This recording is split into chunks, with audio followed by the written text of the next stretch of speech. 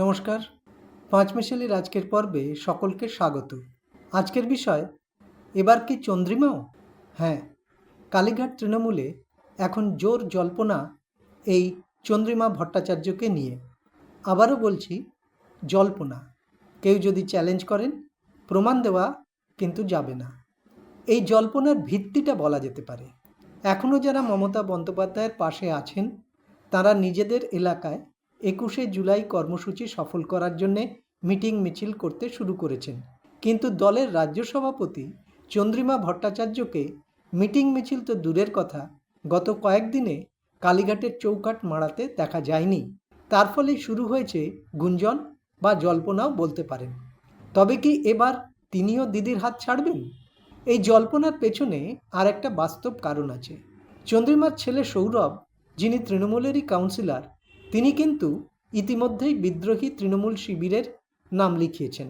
ফলে মমতার শিবিরে প্রশ্ন উঠছে, ছেলে এক শিবিরে, মা আরেক শিবিরে, তা আবার হয় নাকি? ফলে মমতার সঙ্গ ছেড়ে দেওয়া চন্দ্রিমার কাছে এখন শুধু সময়ের অপেক্ষা বলেই অনেকে মনে করছেন। তবে মা ছেলে বা একই পরিবারের দুইজন ভিন্ন রাজনৈতিক শিবিরে এমন বহু নজির বাংলার রাজনীতিতে রয়েছে। বামেদের ক্ষেত্রেও এরকম বহু নজির সামনে আছে।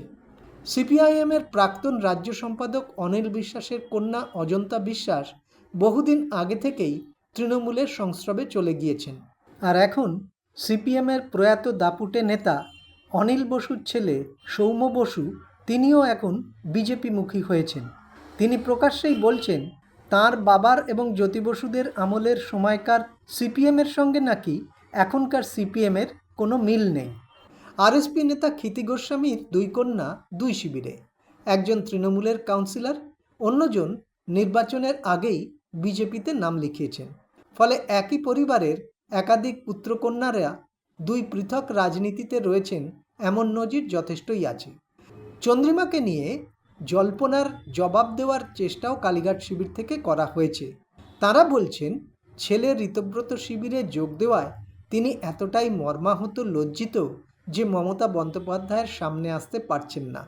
সেটাই সত্যি কি না তা কিছুদিনের মধ্যেই স্পষ্ট হবে। তবে মমতা শিবিরে ভাঙনের চোরা স্রোত কিন্তু এখনও বয়েই চলেছে, তা নিশ্চিতভাবেই বলা যায়।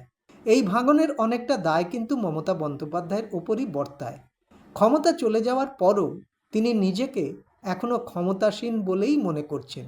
তিনি ভাবছেন, আগে যেভাবে দল চালিয়েছেন সেভাবেই এখনও চলবে। তা কিন্তু হবে না, পরিবর্তিত পরিস্থিতিতে সেটা হচ্ছেও না। ফলে আখেরে মুখ পুড়ছে মমতা বন্দ্যোপাধ্যায়েরই। যেমন ধরুন, বর্ধমানের রবীন্দ্রনাথ চট্টোপাধ্যায়কে দায়িত্ব দেওয়া হলো, কিন্তু তার সম্মতি কি নেওয়া হয়েছিল? সে প্রয়োজনও বোধ করেননি তিনি। ফলে অসুস্থতার কারণ দেখিয়ে তিনি দায়িত্ব প্রত্যাখ্যান করলেন, কিন্তু দায়িত্ব ছাড়লেন অসুস্থতার কারণে আর যোগ দিলেন ঋতব্রত শিবিরে। এবার হাওড়ার দায়িত্ব দেওয়া হয়েছে রাজীব বন্দ্যোপাধ্যায়কে। ঘনিষ্ঠ মহলে তিনি জানিয়েছেন, যখন কেউ নেই তখন তাকে নেত্রীর মনে পড়ল।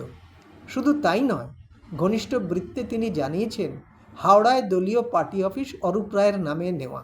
তাহলে তিনি দলের কাজকর্ম করবেন কোথা থেকে? কর্মীরাই বা কোথায় আসবেন?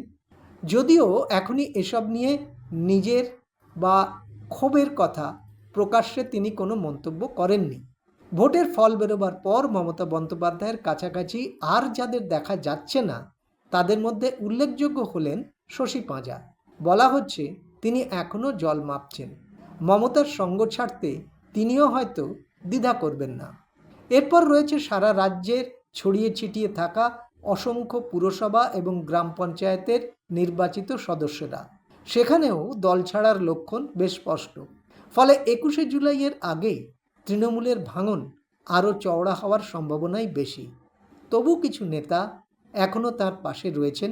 তারা চেষ্টা করছেন অন্তত 21শে জুলাইয়ের কর্মসূচি সফল করে মমতার মান বাঁচাতে। আজ এই পর্যন্ত। ভালো লাগলে সাবস্ক্রাইব করবেন, লাইক, শেয়ার, কমেন্ট করবেন, বেল আইকন অবশ্যই প্রেস করবেন। নমস্কার।